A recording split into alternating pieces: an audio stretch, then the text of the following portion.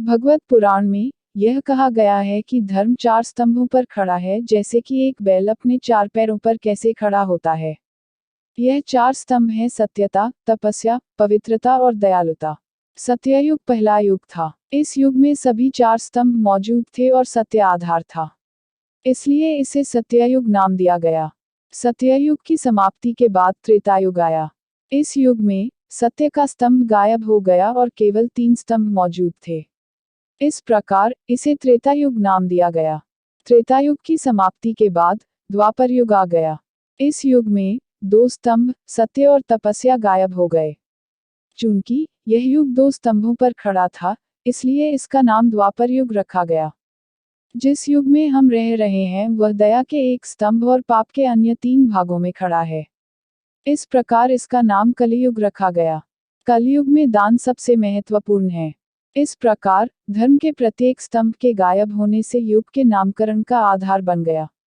वास्तव में इससे आशय यह है कि अगर सतयुग 4000 वर्ष का है तो त्रेता 3000 वर्ष का और द्वापर 2000 वर्ष का और कलयुग 1000 वर्ष का।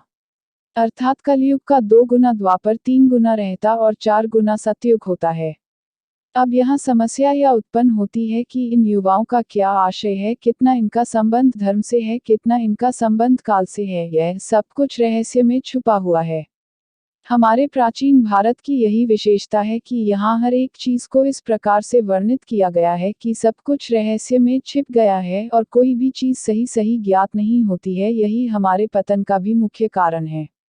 डॉक्टर सत्य के विद्यालंकार ने प्राचीन भारत का इतिहास लिखा है और उसमें इन लोगों के बारे में विस्तार से चर्चा किया है। कुल मिलाकर के इसके बारे में यह निर्णय नहीं होता है कि इनकी कालावधि कितनी है और कितने वर्ष का सतयुग होता है, कितने का त्रेता द्वापर या कलयुग। जितना समय सतयुग का बताया जाता है और जितना समय त्रेता का बताया जाता है, यह लाखों वर्ष बताया जाता है, जिस पर विश्वास करना कठिन हो जाता है। एक अलग ढंग से भी व्यक्ति की जाती है कि धर्म के 4 चरण सतयुग में रहते हैं और 3 चरण त्रेता में, 2 चरण द्वापर में और 1 चरण कलयुग में रहता है। लेकिन जब हम गहराई से अपने इतिहास का अध्ययन करते हैं तो हम पाते हैं कि प्राचीन से भी प्राचीन काल में धर्म की दशा अच्छी नहीं थी और महाभारत काल में या रामायण काल में ऐसी घटनाएं होती थी कि जिनको कि हम धार्मिक युग कहें या अधिक धर्म को मानने वाला युग कहें तो इस पर विश्वास करना कठिन हो जाता है। जैसे कि एक दलित संगठन के कार्यकर्ता ने एक बार एक पोस्ट डाला था, जिस युग में देवताओं का राजा इंद्र ऋषि पत्नी के साथ कपट करके भी विचार करता है, उसको तो सतयुग कहते हैं और ज्ञान विज्ञान का विकास होने वाले और स्वतंत्रता समानता के युग को कलयुग कहा जाता है। ऐसा कहा जाता है कि पहले धर्म अधिक था और क्रमशः अधर्म बढ़ता चला जाता है और कलयुग में अधिक अधर्म है। लेकिन वास्तव में देखा जाए तो इस सुविधा संपन्न संचार के युग में, जबकि मीडिया बहुत प्रबल है, यहाँ पर अन्याय होने की संभावना कम है। जब तमाम तरह के संचार के साधन और तमाम तरह के ज्ञानवर्धक सामग्री उपलब्ध नहीं थी, वह समय शायद अधिक पिछड़ा था।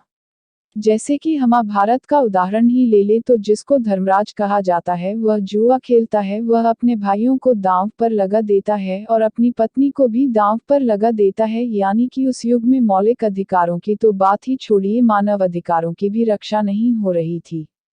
वास्तव में आधुनिक युग तक पहुंचते पहुंचते मानव ने अधिक विकास कर लिया है, नैतिक दृष्टि से भी अधिक विकास किया है। 10 दिसंबर 1948 को संयुक्त राष्ट्र संघ ने मानव अधिकारों की घोषणा किया था और आज के युग में जो हमारी न्याय पद्धति है, जो हमारी कानून व्यवस्था है, ऐसी व्यवस्था पहले प्राचीन काल में नहीं थी।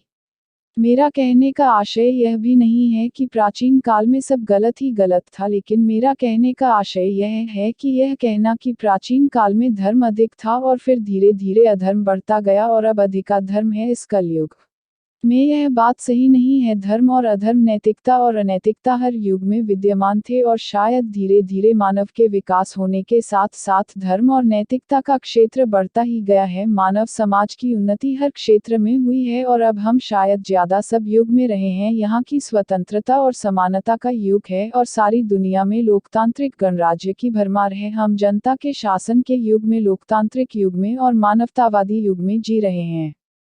यह प्रश्न बहुत ही विवेचना का विषय है। मैंने संक्षेप में कुछ बिंदुओं पर प्रकाश डालने का प्रयास किया है। इस विषय में किसी प्रकार का संदेह उत्पन्न होता है तो मैं फिर निराकरण करने का प्रयास करूंगा। मुझे यह आभास है कि मेरी इसमें से बहुत सी बातों का गलत अर्थ लगाया जाएगा, इसलिए मैं स्पष्टीकरण देने के लिए तैयार हूँ।